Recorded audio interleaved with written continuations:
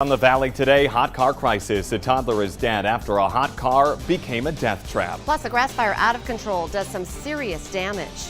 But first, an 18-year-old Moorhead man is in the Clay County Jail this morning, accused of intentionally killing a woman in a head-on crash in Watertown, South Dakota 2 years ago. First-degree premeditated murder charges have now been filed against this person, 18-year-old Gage Stevenson, who is awaiting extradition to South Dakota. The investigators say he intentionally crossed that center line on a highway and hit a car driven by 43-year-old Dawn Meyer, who was on her way to work. A crash reconstruction investigation showed Stevenson was traveling at more than 100 miles an hour at the time, and he was trying to take his own life. Stevenson was seriously injured in that crash. He was arrested Tuesday in Moorhead.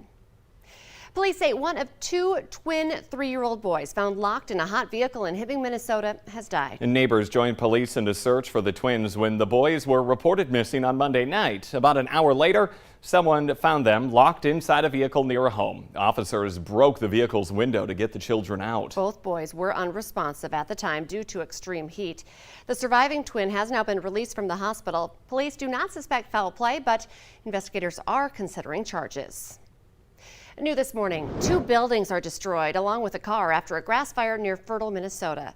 The Polk County Sheriff's Office says it started around 5 last night at a home just outside of town. A power pole was also destroyed in that fire. There's no word on the full extent of damages right now, though. The cause is still under investigation. Members of a Lutheran church in NIMROD, Minnesota, they're praying they get their things back after someone broke into the building. The Wadena County Sheriff's Department learned of that burglary and vandalism this past Saturday. There was no sign of forced entry, but the church is missing multiple items. If you have any information on the burglary, you can remain anonymous. Just urge to call police. It is 6:51 on this Thursday morning, and it almost feels like we have changed the calendar when you step outside. Is it September, Lisa? Well, it's feeling like September weather, at least, coming up here for today and especially tonight. We've got a little touch of fall in the air coming up here with this latest cold front that moved through. We're seeing some dry, cooler air moving in here this morning and continuing through the day. It's going to be on a northwesterly wind, breezy conditions as well, but sunny here for your Thursday. And tonight, a crisp night ahead. It will certainly feel like we are dipping into fall, at least early fall here coming up. We'll take a look at your temperatures in just a second, but beautiful out there this morning. Lots of sunshine in Fargo on our Luther Family Ford Skycam, and just about everybody seeing plenty of sun here today. It's 61 degrees in Fargo. Grand Forks is at 58. We're at 58 as well in Jamestown, 59 in Fergus Falls, and in Devils Lake 56 degrees. So is Bemidji. The wind right now in Fergus Falls in Devils Lake is at 17 miles per hour. That's a steady speed. So the wind picking up here as we work our way through the morning, and we'll continue to do so through the day. So we've had another front move through, even some showers moving through with it. Those are departing the valley, and we're looking at clearing skies or skies that are clear and have been for some time. And temperatures are going to rise with that sunshine here today. We're looking at some low to mid 70s in the south. But if you're in the northern valley, you may be stuck in the 60s all day long with sunny skies and a strong northwesterly breeze. Here's a look at our steady winds.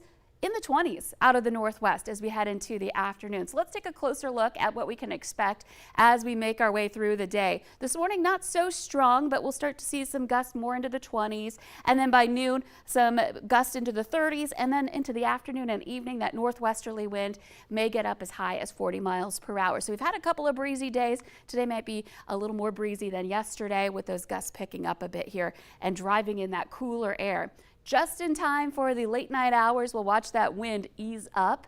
That plus dry air plus clear skies will lead to those temperatures really dropping. So tomorrow morning for your Friday, we'll see temperatures in the southern valley, some of us hanging on to some 50s, but there will be a lot of places down into the 40s to start your Friday. So feeling a little cool, you might be cranking that heater in your car, and temperatures will warm up pretty quickly after that. One of those days where you're starting with heat and then driving home, you're turning on that air conditioner again, and you'll want it this weekend right back into some summertime temperatures.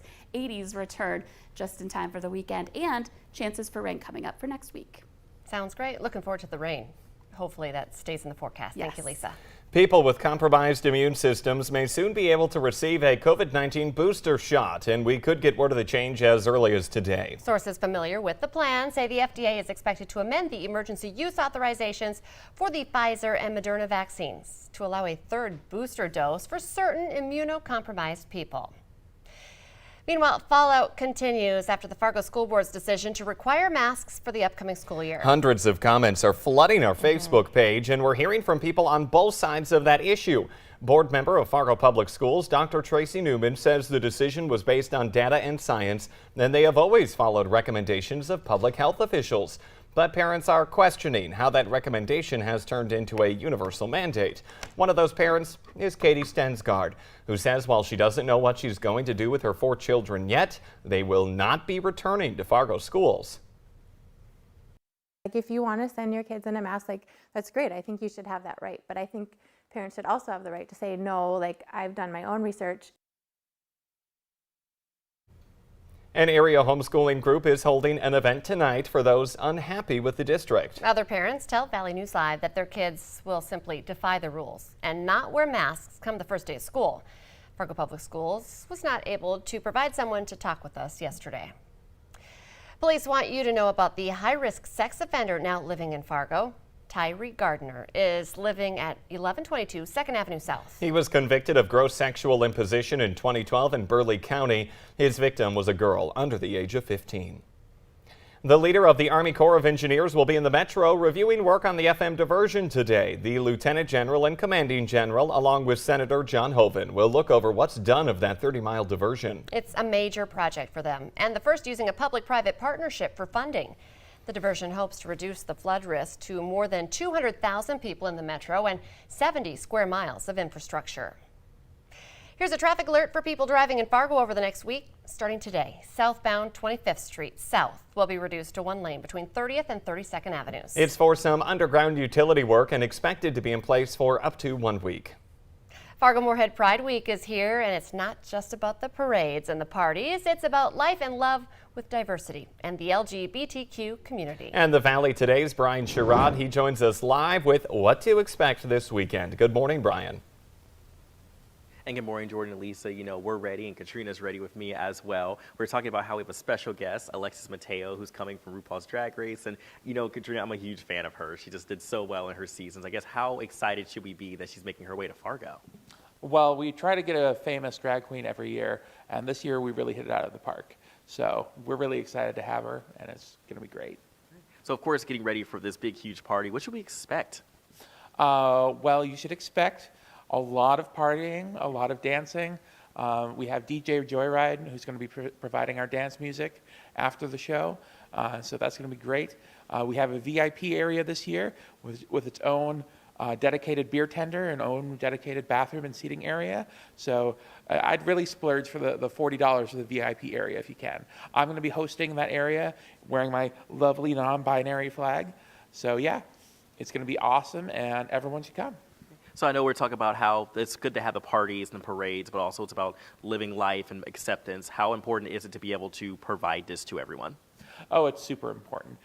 Everyone has the right to be who they are. Everyone has the right to love who they love. And that's what this is about. It's about celebrating who we are and saying to the rest of the world, we're here and we're never going away. I like that. For a lot of people, this might be their very first Pride ever. What should they expect? They should expect just a lot of activity. It's kind of an exhausting weekend, but a good kind of exhausting. So just be prepared to take a nap on Monday. Especially we have so many great events happening over a 4-day span. Yes, absolutely. Not just Saturday night, but we have a full night tonight, Thursday, and then Friday night we have a full night. Saturday is our big day with Pride in the Park and the block party, and then Sunday we have 4 events. It's going to be awesome. So excited. Of course, thank you for being here with me this morning. And all the events that me and Katrina just mentioned can be found on valleynewslive.com. Jordan, Lisa, we're going to toss it back to you. Brian Sherrod reporting live for us this morning. Thank you. Pepsi and Sam Adams Beer Company are teaming up to create an alcoholic version of Mountain Dew.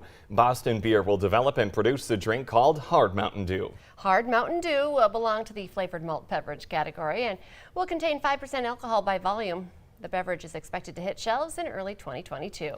A baseball diamond in an iconic Iowa cornfield is about to become the scene of a real Major League game. A new Field of Dreams near the one depicted in the 1989 Kevin Costner movie. It's been wrapped with some temporary grandstands. Tomorrow, the Chicago White Sox and New York Yankees will make baseball history when they take the field. The movie location that put Dyersville, Iowa on the map for sports fans will host MLB's first ever game in the state. The Sox and Yankees will walk through the cornfield onto the field, just like they did in the movie. And, of course, Kevin Costner will be there. He is throwing out the first pitch. If you build it, they will come. Let's get the answer now to our question of the morning on Facebook. That question today is, with kids going back to school, 28% of parents are looking forward to this. I feel like this was a trick question because I totally didn't see this coming either. But the answer, packing their lunches for school. Who likes that? I was at the grocery store yesterday and I was like, oh, looking at the snacks. Pretty soon I'm going to have to pack daily snacks. Yeah, it's just one extra thing to do. Oh, well. The Today Show at CBS This Morning, it's just about to start, but the Valley today, it rolls on. More live up-to-the-minute news and weather on the Fargo CW.